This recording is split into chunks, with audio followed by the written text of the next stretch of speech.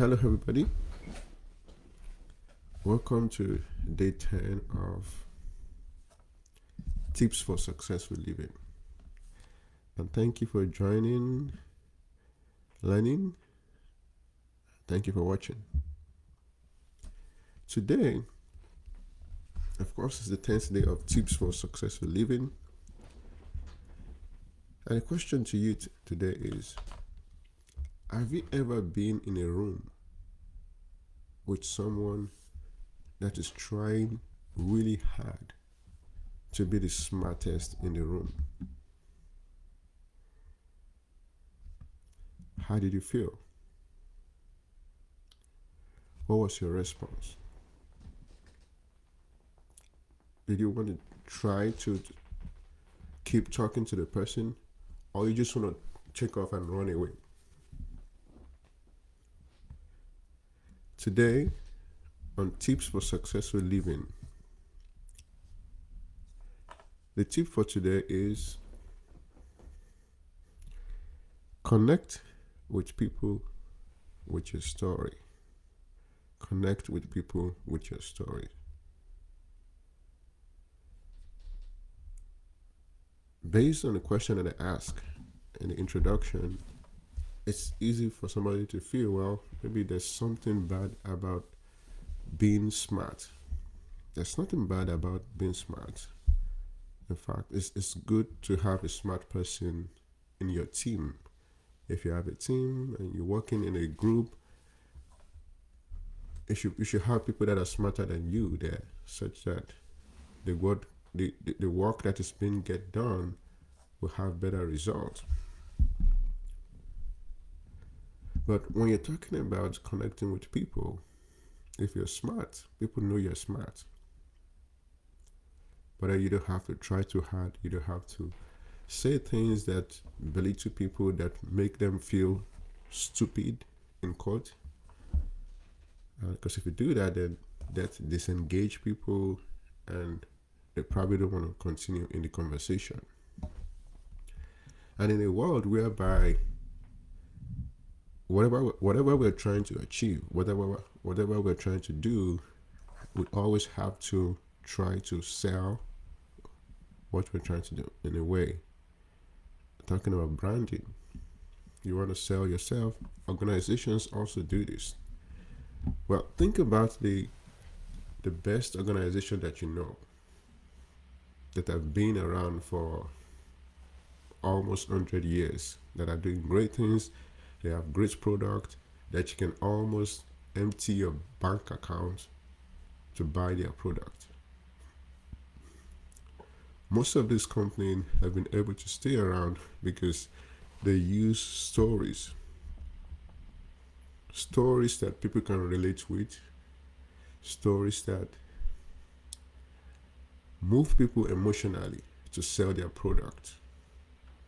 And when they do this, we hear this story because the story is relatable, because you look at your daily activity, you say, well, based on this story that this organization or company is giving, I need this product because I'm also experiencing this.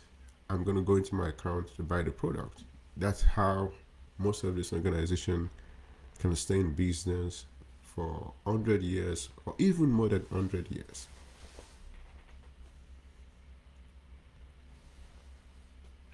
Personally,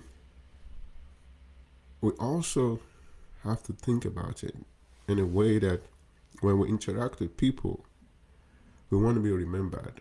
We want people to remember us. We want people to always be clear about what we're trying to communicate, such that when we leave them, they can actually still remember the conversation that we have.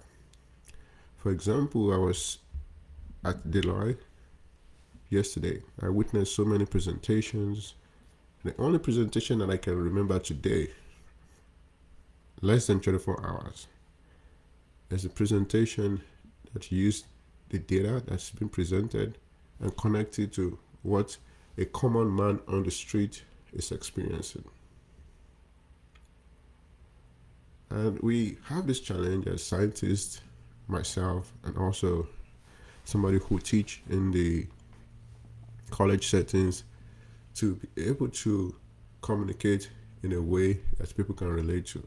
When I present data, and as I always recommend, is to present such data in a way that people who are not so scientific related or connected to what I'm saying can understand what I'm saying. And also when I teach in the classroom, the challenge is to excite my students about what I'm about to say, things that I'm explaining, and make them think about the experiences that they had before walking into the class and the experience that they have every day, such that if they can remember that and connect what they are experiencing with the explanation that I'm giving, most likely they're going to remember what I'm saying. And if they remember, guess what? They're going to do well in the exam. And if they do well in the exam, all they will say, oh, that professor is really good. He knows what he's talking about. I think most professors know what they're talking about because they have a degree to show for it. But then communication is the problem.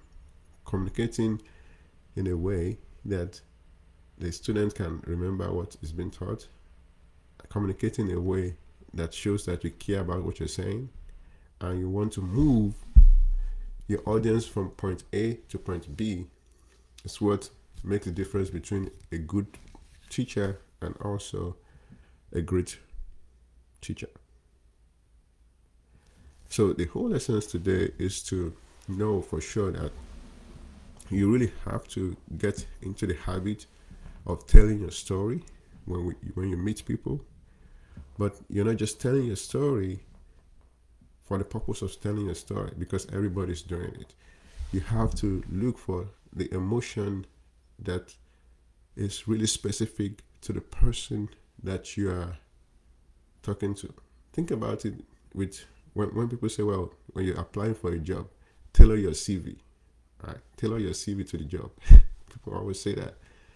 It feels like it's hard work. It feels like you're putting extra effort, but then usually it brings results. In which case, you're talking to somebody, you know what they care about, you know what their emotions are.